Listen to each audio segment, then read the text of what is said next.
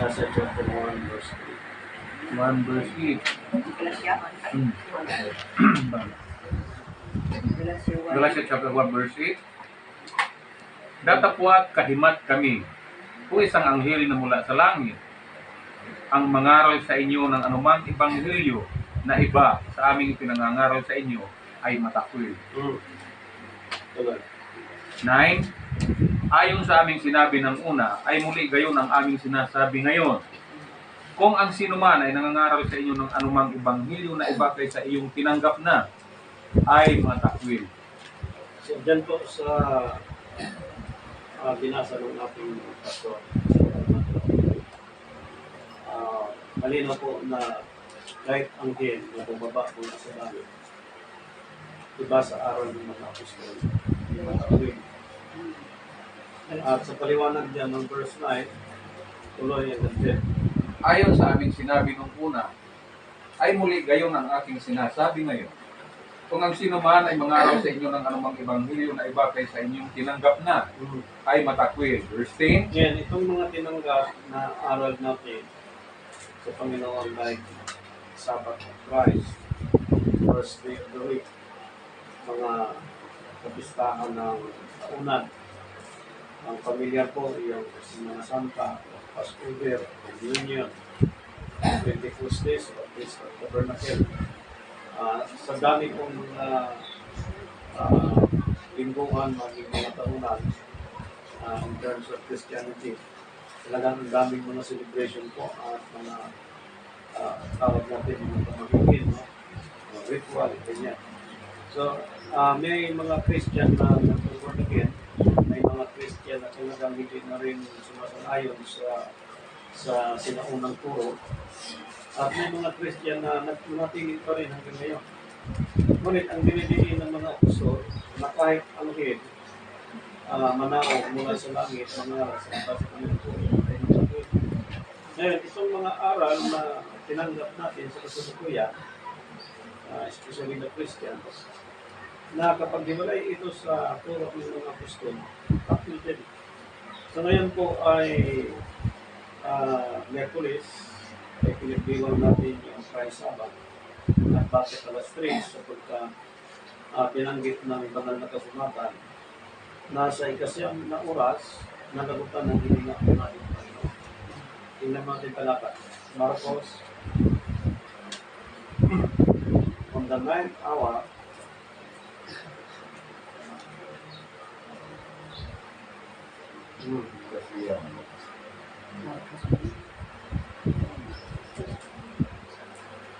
sige.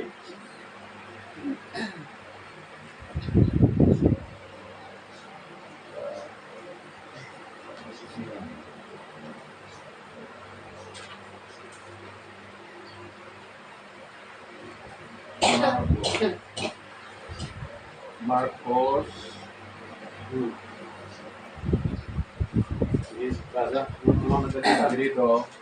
At ng oras na ikasiyam, ay sumigaw si Jesus ng malakas na tinig.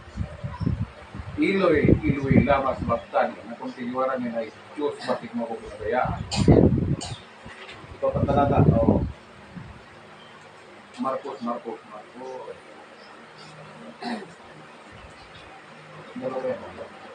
Ito na. At nang dumating ang dito. Ayun. At nang malapit na ang oras na ikasiyam, may sumigaw si Jesus ng malakas na tinig. Ili, lama sabachthani. Sige. Kasiyan.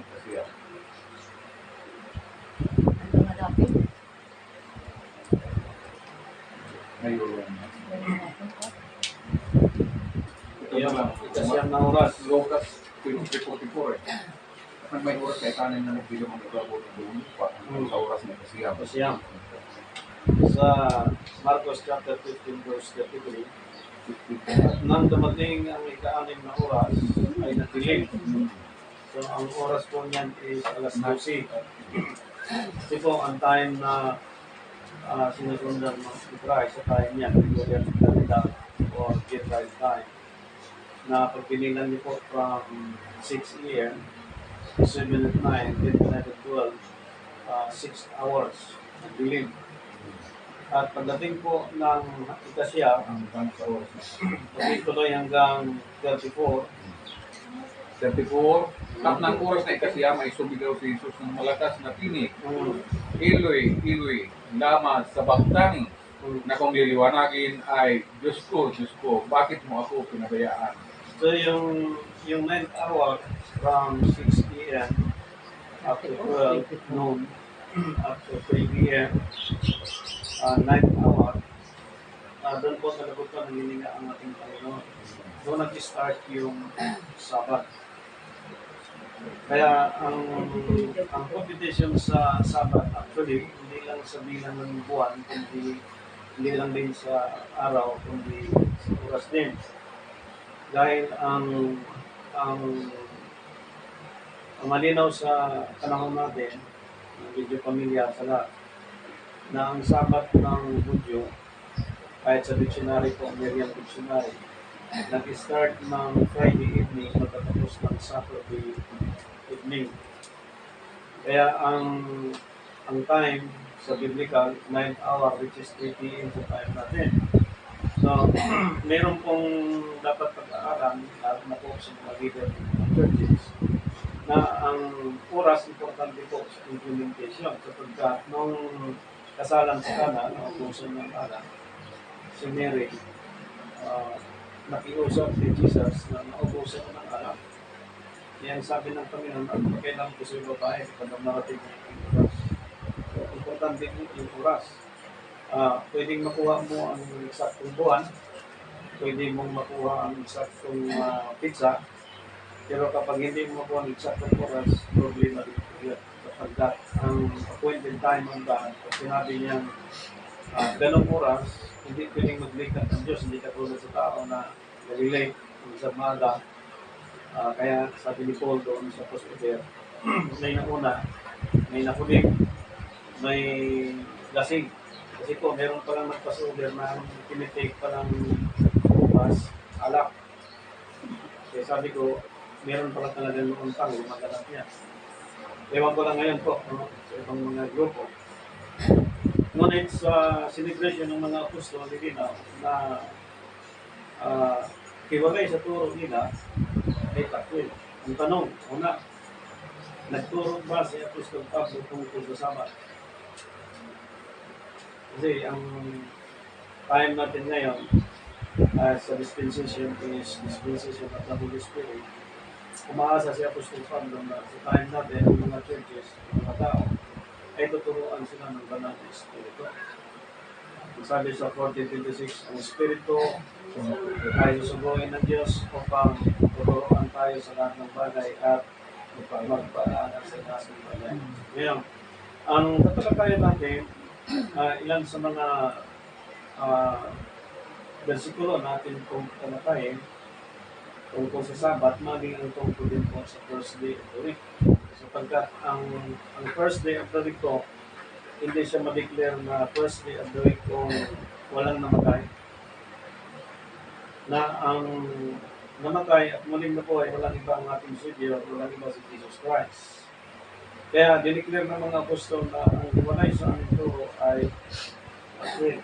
So ito bang Sabat ngayon, kay Kristo, Sabat din ba ng mga apostol? Opo. Ito bang first day of the week ay first day of the week din ba ng mga apostol? Yan po, ngayon pinag-uusapan yan. Pagkat may iba po ay talagang word for word ang hinahanap nila dyan. Ngunit malinaw ang salitang the mystery of Jesus Christ sa time natin sa dispensation of the Holy Spirit. Hindi basta-basta binibigay yan na parang bigay lang na napakasimple ng bigay. Hindi, pag binigay ng Diyos, para talaga sa Diyos ang bigyan niyan. Pag binigyan ka, hindi ka pwedeng magyabang kasi galing sa Diyos yung bigay. Halimbawa, binigyan ka bilang lingkod ng Diyos, may magpakasal, dapat walang bayad. May binyag, walang bayad. Kasi kung maningil ka, sabi sa scripture, tinanggap mong libre, ibig sabihin ng nawa, iba libre.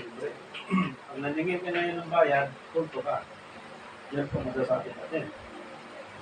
Ngunit, ipinakita dito sa ating pinag-uusapan, yung kalagayan sapagkat hindi talaga word for word yung Sabat na binanggit. Ngunit may talakay si Apostol Pablo sa Hebrew na kailangan pagsikapan. Ngunit may sinabi po sa banal na kasulatan, okay, balikan muna natin yung Hebrew chapter 4. Hebrew chapter 4. Simulan natin si verse 7. Hebrew chapter 4, verse 7. Ganito po ang ating mababasa. At muling nagtangi siya ng isang araw. Ngayon, pagkatapos ng ilang panahon na sinasabi ng mga awit ni David, ayon sa sinasabi ng una, ngayon kung marinig ninyo ang kanyang tinig, huwag ninyong papagmatigasin ng inyong mga puso. Yan. Bago natin talakayin yan, pakibigyan mo na si Sister Bigya yung ating ituturo mamaya. Ayan po. Ayan po ang ating i-lecture sa maikling oras mamaya. Ayan po. Ayan, yung about seconds of Sabbath. Sa ilalim po ng pre-dispensation of time, dispensation of Father, Sonship, and Spirit time. So, Diyos Sabbath, Christ Sabbath, and Believe the Sabbath. So, balik muna tayo sa versikulo. Sister Bigya. So, merong inilaan ang Diyos na isang araw. Amen. Okay? So, tuloy mo. Para saan yan? Verse 8, sapagkat kung ibinigay sa kanila ni Josue ang kapahingahan, ay hindi na sana siya sasalitaan kapagkatapos ng ibang araw. So, ibig sabihin, kung may Sabat po sa Hudyo, yung pagsasalita sa ibang araw katulad sa kahit yung Sabat ngayon ni Kristo ang tinutukoy. Amen. Tuloy mo. May natira pa ngang isang pamamahingang Sabat ukol sa bayan ng Diyos. Ngayon, may isang Sabat na itinira ukol sa bayan ng Diyos. Ay unang bayan ng Diyos, Israel. Hindi ang hindi. Ngayon, sa time natin, through Jesus Christ, through the baptism of Jesus Christ, tayo ay na-connect sa Israel. Yung Sabat sa Israel, hindi pa sapat yun. Kundi, mayroong isang Sabat din nila ng Diyos para sa kanyang bayan. Ngayon, itong bayan na ito yung bayang mamahina sa isang araw na inaan ng Diyos. Tuloy mo ba? Sapagkat ang pumasok sa kanyang kapahingahan ay nagpahinga naman sa kanyang mga gawa, gaya ng Diyos sa kanyang mga gawa. Halimbawa po, ang mga apostol nagpahinga sa kanilang mga gawa. Sila sumunod kay Kristo. Pagsunod na kay Kristo, hanggang sa kumanggap sila ng Pentecostes, hanggang nangaral sila, hanggang sa pinatay sila sa Panginoon. Yung mga gawa nila sa dati nila sa alaman, tumigil sa doon. At sumulat ang mga apostol na ang hiwalay sa aming turo ay matatwi. Ngayon, ang sabi ni Paul sa kanyang time sa 1 Thessalonica chapter 5 verse 1. 5 verse 1. Ganito po ang ating mababasa. Datapwat tungkol sa mga kapanahunan at mga bahagi ng panahon, mga kapatid, hindi ninyo kailangan na isulat ko pa sa inyo ang anuman. Yan. Sapagkat kayo rin ang mga lubos na nakakaalam na ang pagdating ng kaarawan ng Panginoon ay gaya ng magnanakaw sa gabi. Yun. Yung binanggit ng scripture ko, napakalinaw sa English Bible. English Bible. But of the times and the season, brethren, ye have not known it that I write unto you. For yourself know perfectly that the day of the Lord so cometh as a thief in the night. Ang coming of the Lord, yung teaching sa coming of the Lord, with Jesus Christ, coming at that time by His judgment time. Na yung dakna niya sa time na yon, mapalad yung pagparito ng Panginoon, gayon ang kanyang nagawa. Sa paliwanag ni Apostol Pablo, hindi niya isulat ang anumang bagay sapagkat kayo ng lubos na katalam.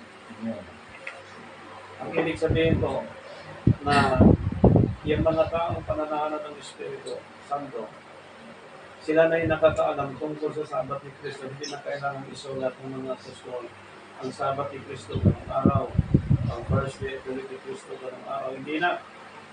Dahil kayo nga ang lubos na nakakaalam. Ibig sabihin ko, bawat churches sa panahon natin ngayon, if we live like Christ, leading by the Holy Spirit, ituturo ng Holy Spirit sa kanila, sa atin, kung kailan yung tamang sabat ni Kristo, kung kailan yung first day of the week. Sa mga tuwing, may isang araw na inilaan ng Diyos para sa kanyang bayan. Amen. In chapter 9, chapter 4, verse Hebrews chapter 4, verse ano tayo? 11. 11. At dito sa verse 11, magsikap nga tayo na makapasok sa kapahingahan niyaon upang wag marapa ang sinuman ayon sa gayong halimbawa ng pagsuway. So nagbigay na po ang Diyos ng malaking halimbawa sa pagsuway ng Israel. Sa time natin ngayon, nagbigay na rin po ang Diyos sa pagsuway ng mga taong nagtanulo sa ating Panginoon sa Kristo. Sa mga halimbawa na po lahat yun. To those Christians, to those leaders in our times, yung mga halimbawa na yan, binigay na ng Diyos para hindi na natin tularan. Na ngayon, sa time na ito, sabi ni Paul, hindi na niya kailangan isulat pa sapagkat kayo na ang lubos na nagkakaalam. Halimbawa, sa sulat ni Moses in chapter 12 ng Exodus chapter 12, verse 6. 6. Ganito po ang ating mababasa. At iyong alagaan hanggang sa ika-14 na araw ng buwang ito at papatayin ng buong kapulungan ng kapisanan ng Israel sa paglubog ng araw. Okay, correct lang natin, sapagkat itong 14th day sa paglubog ng araw, at sinabi kasing paglubog ng araw, sa time natin yan, PM ang tawag natin, gabi na. So bakit hindi sinasabing sa pagdating ng tanghali? Ba't hindi sinasabing pagsikat ng araw? In terms of mystery, pag sinabing paglubog ng araw, ang tinutukoy po niyan time ng Hebrew. Pwede naman gamitin na ni Moses tanghali umaga, pati hapon. Dahil ang tinutukoy na yan, yung time ng Hebrew. Ngayon, ang connection ng Jewish calendar from Hebrew calendar to Gregorian calendar, actually, sa mga professional kalendar ng kaaral, ang pizza ng 14 this April, na ito yung pizza ng Hebrew 14. Pagdating naman sa April 14, sa Gregorian calendar, ito po ay 22 na. Sa computation po ng mga matatalino na ang Aviv 14 sa Hebrew, April 22 sa Gregorian. Ibig sabihin, ang nag-celebrate ng April 14, maituring nila na hindi angkop doon sa Aviv 14. Sapagkat ang first month of the year sa Hebrew calendar, Aviv or Nisan. Okay, focus tayo sa Aviv. Nang Aviv 14 na tinutukoy dito sa chapter 13, verse 4 ng Exodus. 13 verse 4. Sa araw na ito ay umalis kayo ng buwan ng Aviv. So yung buwan ng Aviv, which is first month of the year sa Hebrew calendar. Nang inutosan si Moises ng Diyos, kukuha ng kabel sa ikasampo, on the first month of the year, alagaan ng 4 na araw, paglubog ng araw ay papatayin ng kabel. So 10 plus 4 equals 14. 14 talaga yan. Dahil sa time ni Christ, bago nag-celebrate ng mga Diyo, nagpasokan. Karoon muna ng tipan ng mga apostol si Kristo ng gabi, kinubukasan, yan na po sa celebration natin. Una kay Christ. So, ibig sabihin, ang Aviv 14, ang pananaw ng mga professor diyan is April 22. So, ang tanong, para sa kanila, hindi tumugma ang celebration ng April 14 para sa kanila sapagkat dapat sa 22 pa. Okay, ililinaw po natin ito. Tingnan niya, sa Leviticus chapter 23, pagkatapos ng 7 days na celebration ni Moises, bago ang celebration ng 7 days, sa time ni Christ, malinaw na merong bilang na kailangan gamitin ang bilang from 14 to 15. Okay? Sa Israel, Leviticus chapter 23, 7 days yung feast of the Lord, and then pag kinabukasan, bibilang sila ng 7 weeks, and then pagkatapos ng Pentecost, bibilang sila ng 7 months. So, yun ang competition niya. Ngayon, sa time natin, yung 14th na celebration, sa time natin, kay Christ, 14. Pag kinabukasan, 15, yun na po sa Israel. Bilangin nyo ha, 14, 15, 16, 17, 18, 19, 20, 22.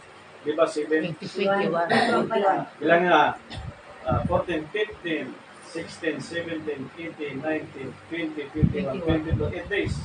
Yan yan ha. Yung 8 days na ito, kaya po, sa third dispensation of time, secretly, nilihim ng Diyos yan. Sapagkat yung Gregorian actually, paggamit nila ng time, ang 24 hours natin, nagpalit po sa 12 midnight. So kung i-compare mo ang time ng Hebrew at time ng Gregorian, advance ang Gregorian almost 6 hours. So yung 6 hours na yun from year 1 up to the present, actually sa computation namin, no, sa maikling pagduturo, in 160 years ang naging sobra ng bilang ng taon. Kaya bawal magdagdag, bawal bawas. Dahil may mga lunar, may mga sulat kalendar, mayroon pang isang kalendaryo na ginagamit na hindi na ngayon. Meron pang isang kalendaryo na ngayon ang international Gregorian calendar. So ang oras, maging mga araw, sapagkat sa isang buwan, merong 30, merong 31 days. Actually, ang tamang computation lang sa 7 days o week, sa 4 na linggo is 28 lang po. Kaya sa computation ng isang taon, sa 28 calendar, sa isang taon, merong 336 days. Compare doon sa 365, in 1 year, merong 29 days. So, yung 29 days from year 1 up to the present, halos umabot yan ng 160 years. Yung dagdag po ng mga taon sa time natin. So, dito, sa competition ng kalendaryo ng mga matatalino, actually, ginagalang natin yung matatalino. From 14, sa celebration kay Christ, 15, 16, 17, 18, 19, 20, 21, 22. So bakit po 8 araw from 14? Okay. Ito po ay sinulat sa Old Testament sa panahon nila ni Propeta Moses. Ang tungkol dito. Okay, basahin natin ha. Exodus chapter 22 verse 30. Start tayo. 30. Gayon din ang gagawin mo sa iyong mga bata at sa iyong mga tupa. 7 araw na mapapa sa kanyang ina. Sa 8 araw ay ibigay mo sa akin. Ibig sabihin, ang 7 araw sa scripture na ito, noon muna siya sa ina. Okay? Sa inahin. Pagdating ng 8th day, Sa Diyos. mapapasa Diyos na. Sa time natin, if you are a Christian, sa edad po, actually from 1 year old up to 30 or 35, 40, yun pa may iba 50, under tayo sa traditions of men. Pagdating ng 60 or 65, depende sa kalooban ng Diyos, kapag dumating sa Kanya ang unawa, mamula sa Diyos, yan na yung time na siya ay mapasa Diyos niya. Hindi na siya pwedeng mag-dictate na ng iba pang mga ritual na kaalaman mula sa mga ninuno, mula sa traditions of man. Bibitawan na yan sapagkat ilang taon na yung taon na yan ay kasama na niya yung traditions of man. At kapag siya na ay paghaharian na ng Diyos, pangasiwaan na siya ng Diyos, pangunahan na siya ng Diyos, ituturo na sa kanya ang tungkol sa Diyos sa tamang paglilingkod. Wala na siyang ibang, kaya pinagbabawal na yung statutes, yung Diyos-Diyosan. Kasi po, kapag meron pa siyang bit-bit ng kinagisnan at naglingkod siya sa Diyos, nagiging Diyos-Diyosan po yan. Bagamat wala siyang likulto, pero meron siyang paniniwala na dala-dala pa rin niya. Kaya, gusto hindi pinagbabawa niya. Ngayon, isa pang talata na nagpapatunay dito pagdating sa ikawalong araw. In chapter 9, verse 1 ng Leviticus. 9 verse 1 Leviticus.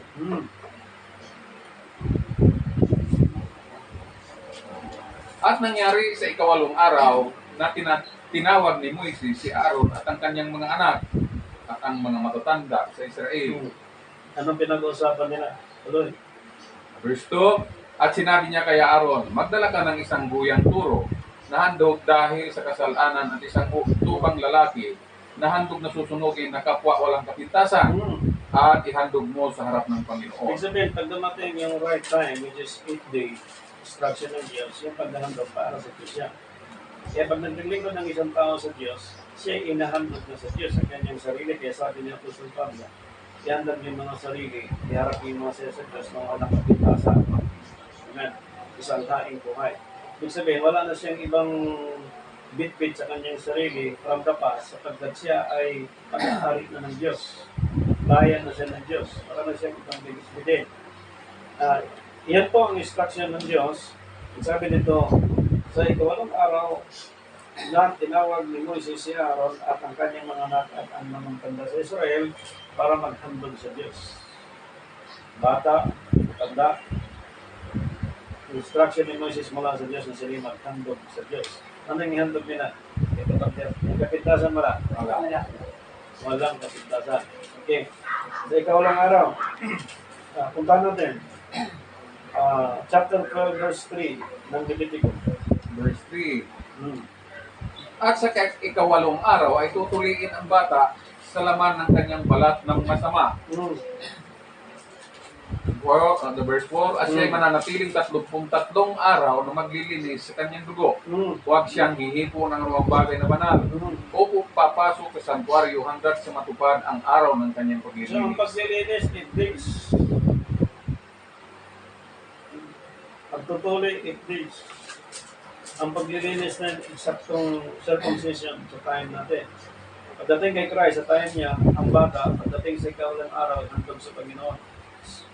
Yan ang perfect days of God. Yung 8 days na yan. Pagdating naman sa New Testament, tingnan natin yung kinuha natin yung napakahalagang araw sa ikawalang araw. Sa Lucas chapter 1 verse 59. 1:59. Ito po ang ating mababasa. At nangyari ng ikawalong araw ay nagsiparoon sila upang tuliin ang sanggol. At siya ay tatawagin sana nila na Zacarias ayon sa pangalan ng kanyang ama. Verse 6, at sumagot sa kanyang ina at nagsabi, hindi gayon, kundi ang itatawag sa kanya ay Juan. Yeah. Mahalaga din ang 8 days sa panahon ng New Testament sa time ni John ang tungkol po sa pagtutuloy. Amen. So from the Old Testament up to the New Testament, parehas po ang 8 day, ang paghahandog sa Diyos, ang paglilinis ng isang tao sa Diyos, hanggang sa time natin, ang 8 day na napakahalaga, maging sa time ni Christ, na ayon sa kautusan ni Moises, kailangan ang bata dalhin sa ikawalong araw. Ihandog sa Panginoon. So, yan po ay katunayan na hanggang sa namatay si Kristo at nabuhay na maguling. At sa kanyang pagkabuhay na maguling, nagturo siya ng 40 days about the kingdom of God bago siya umakyat sa langit. At sa time natin, sabi ng Hebrew chapter 12, he sat down the right throne of the Father na as a King of Kings and Lord of Lords. Ngayon, ipinakita po sa time natin kung meron bang pagkakaiba dyan sa 8 day na yan.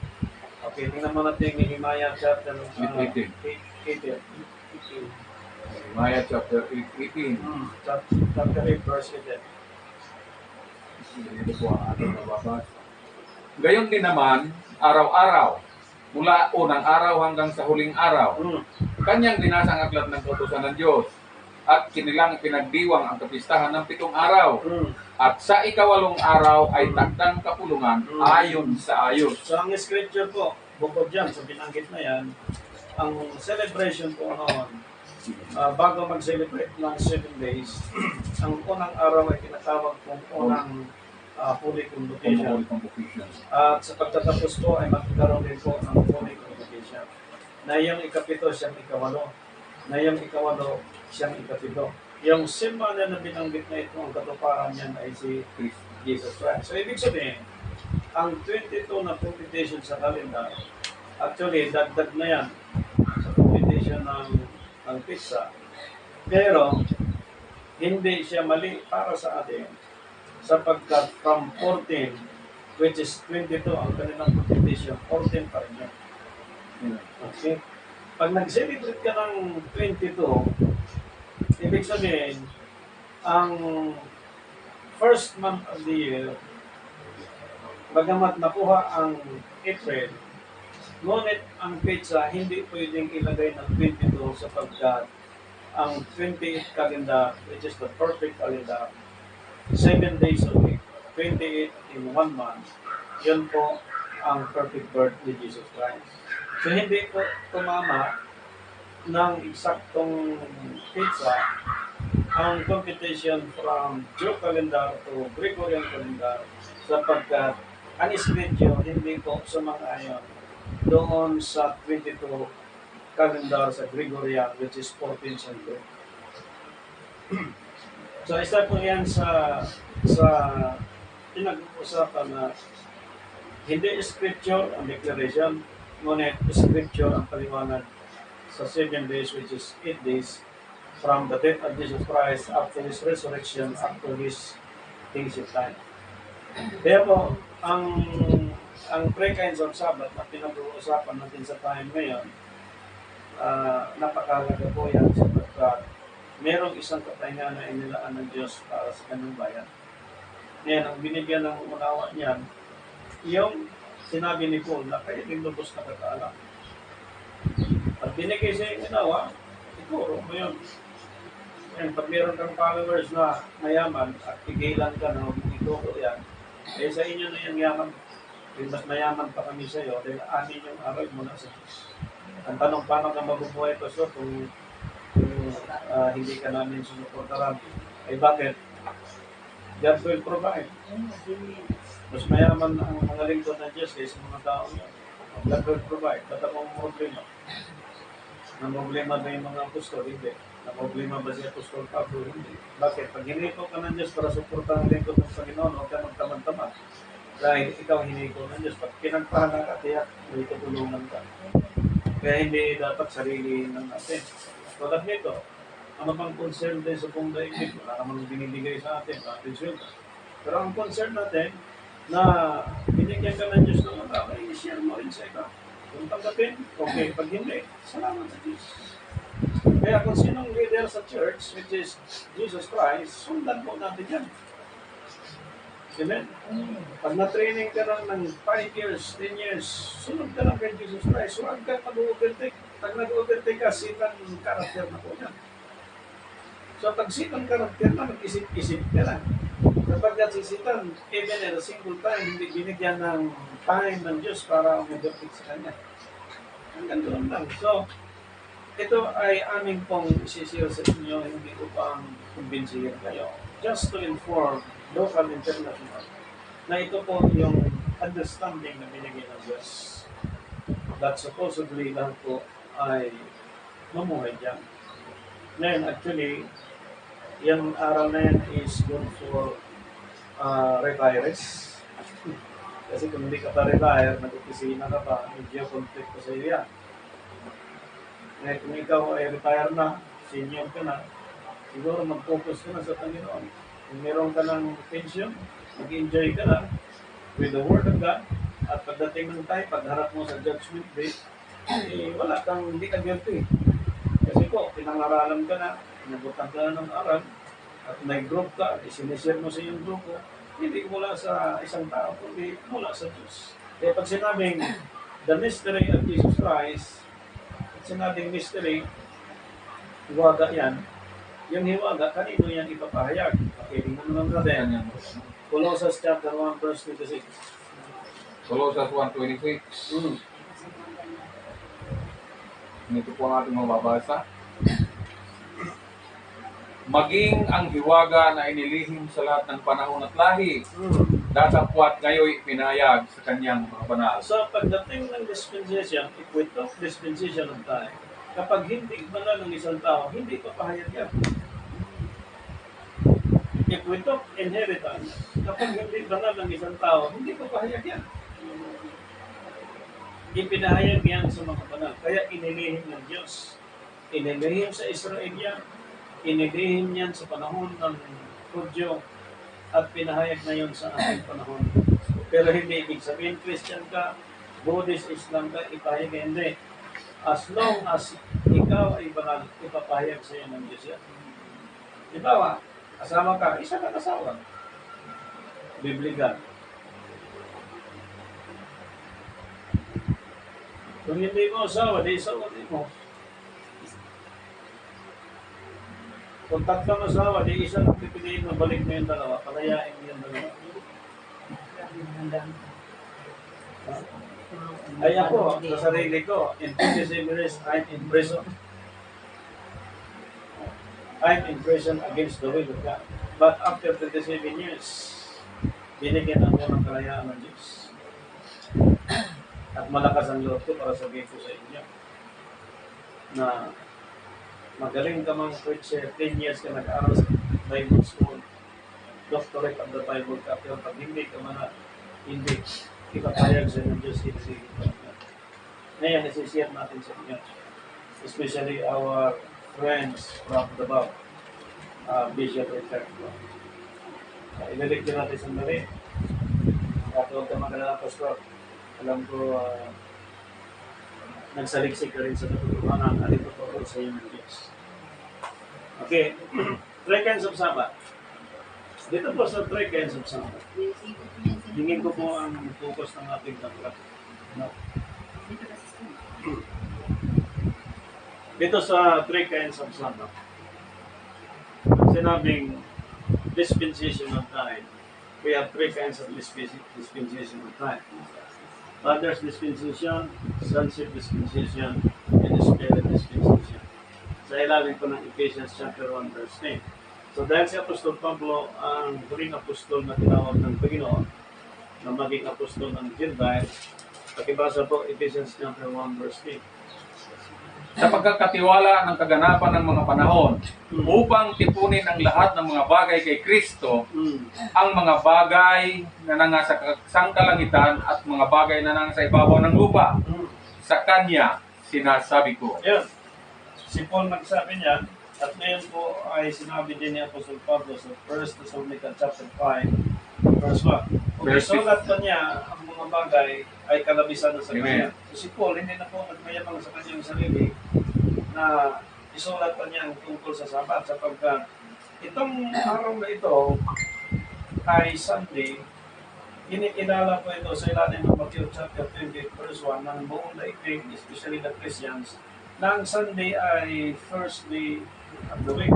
Actually, sa Genesis po, ang pinangalan ng Diyos sa araw, first day up to seventh day. Walang Sunday, walang Monday, walang Tuesday.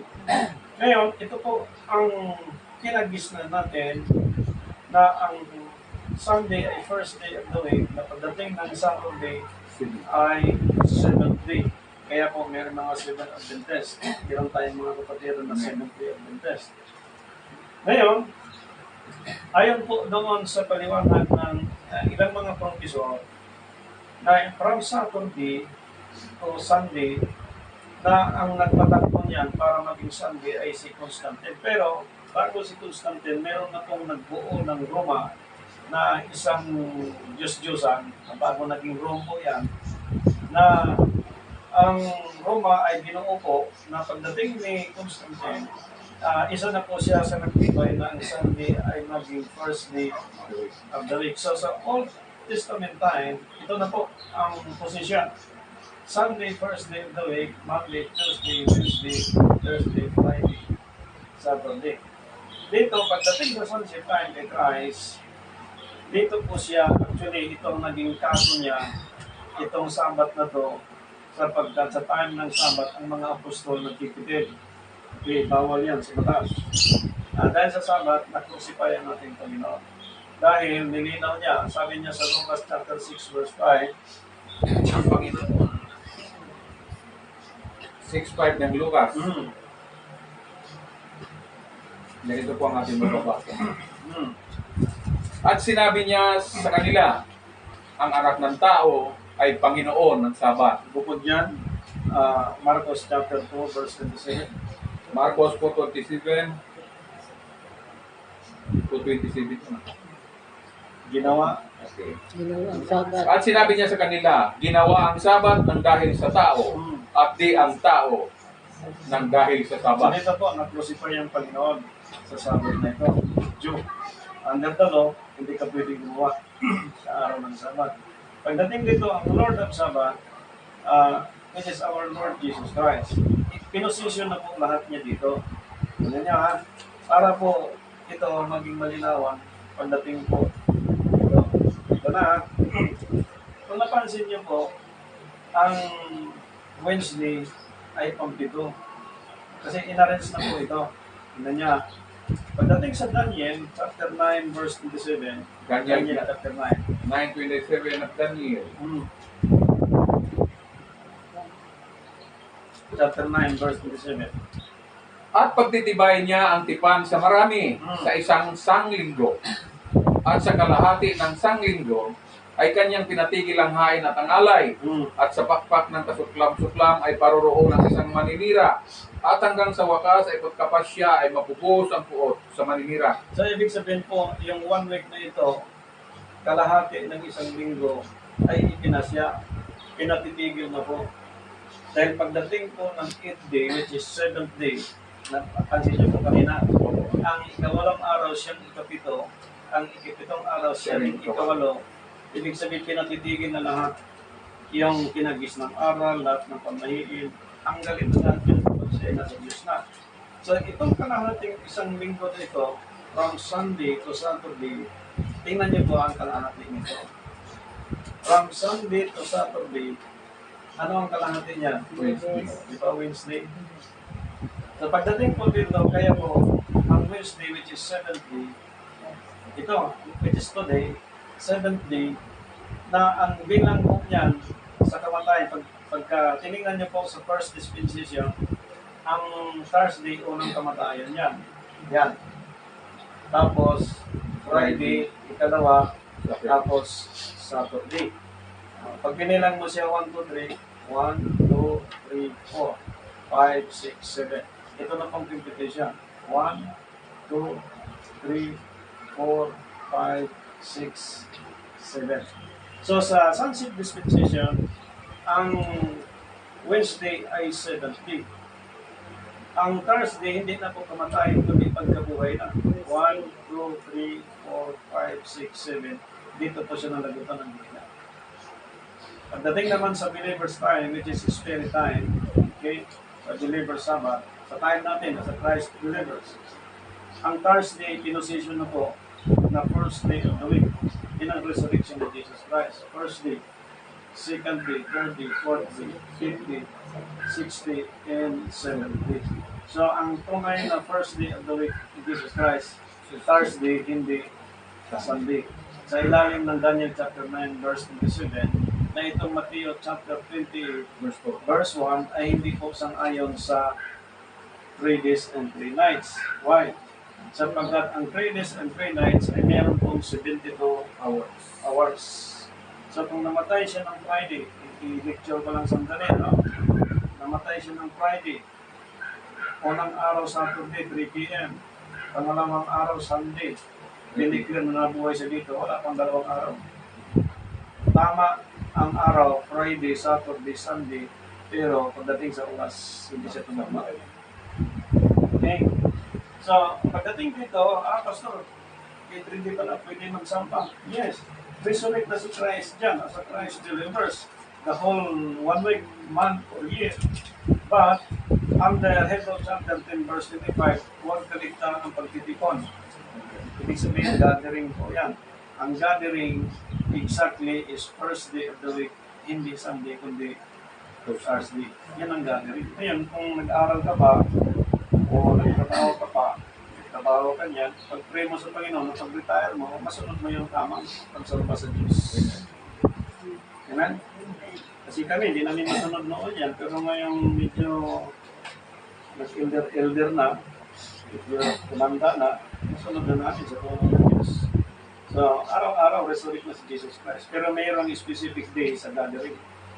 Also, the Christ Sabbath, Wednesday, bukas po Thursday, which is first day of the week, yun po ang gathering. Mga special days yan sa kanila. Kaya, sa ilalim ng Hebrews chapter 13, verse 25, huwag kaligtaan ng pagtitipon. Gathering po yan. Yan ang mga special para sa Panginoon. Para sa atin. So, yan po lahat yan. So, sa ating patuloy na pagsusuri sa mga araw ng Diyos, Thursday, it is first day of the week, ito yung paglinaw ni Propeta Daniel in chapter 9, verse 27. So, yung 70 weeks of Daniel, in 1 week, itatapusin ng Panginoon.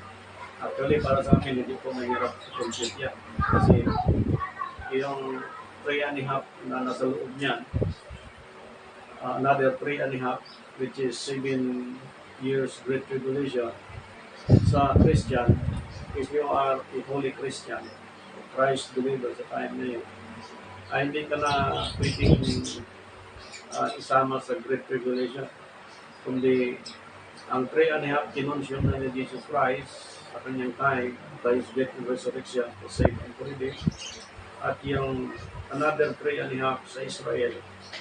Yung 3.5 medyo may gutom na nakunti sa atin, pero hindi tayo makakunti sa gutom. Kaya dapat ang Christian hindi mag-rally dahil sa gutom, at hindi sila magpakahirap sa kanilang sarili sa pagganap buhay para lang mabuhay, o Christian ka na tapos meron ka ng kayamanan at global time ka pa, dapat hindi na po. Sapagkat ang Great Tribulation hindi para po yan sa mga true believers in Christ, kundi sa mga anti-Christ. So, yun po ay pinapayo natin sa lahat, no? Ilang mga kapatiran sa pananampalataya, na kung gusto niyo pong mag-lecture tayo lagi, humingi lang po kayo ng schedule sa amin, at kung pwede mag-send kami ng mga video para i-share sa inyo. Libre po, walang bayad. At kung malapit kayo sa Metro Manila, pupuntahan kayo namin, mag-motor kami, at i-lecture namin yan, again, libre, walang bayad. Sapagkat ang tunay na sabat sa Panginoon ay yung nagpahinga sa mga gawang laban sa Diyos. Kaya sa amin pong magtatapos, sa atin pong mga kaibigan, no? Sa iba't ibang mga lugar, mayroon na pong babasahin dito na atin pong mga taga-subaybay, no? At kanina nakalimutan ko sila sa nagdaan, pero sisikapin ko kung mabanggit niyang pangalan dito. Okay, sa mga good friends, no? Ang dami dito. God bless sa'yo, Sister Lourdes Palumon, James Reyes, kaya Elias Aradon. Ang dami dito. Ang dami. At marami pang ibang babanggitin, pero yung iba mga foreigner, pero hindi nga ako masyadong familiar sa iba kasi may ayaw magpa-shoutout eh. Pero hindi ko na shoutout yung dati kong kakilala nung pa-shoutout kasi puro shoutout lang. Ayaw maglingkod sa Diyos, puro shoutout. Ano makuha natin dyan? Hindi kailangan yung magpa-shoutout yung naglilingkod sa Panginoon. Okay? Hindi naman tayo dito nag-aartistahan. Actually, okay. Meron pa dito yung ating kaibigan, Ray Jerome. Yung Salvi de Jesus. Medyo familiar natin yan, no? mga ka-friends natin. At ang dami pa dito. Hindi ko malaman kung sino itong isa-isahin ko. So, in more than 1,000 this year, this week, yung kung nag-follow sa atin, at may mga new page 22, no? At God bless po sa inyo. Sa sino mang humingi ng prayer, actually, nandito si brother, pero kamagalala sapagkat pinag-pray namin kayo sa Panginoon at yung God bless, no? At ang Diyos ay sasagot sa tutulong sa iyong mga kahilingan na makapaglingkod ng anak sa Diyos at ang iyong pamilya maging mabuo at masaya sa pagkakaisa sa layunin naglingkod sa Diyos. So, God bless po sa inyo at sa mga disclaimer din, no, na hindi pa nakaintindi. Kasi yan na kayo sa video ko na hindi ko na plansya sapagkat wala akong sarili na plansya. Pero salamat sa Diyos na inyo pong napunayan at natulungan po kahit minsan.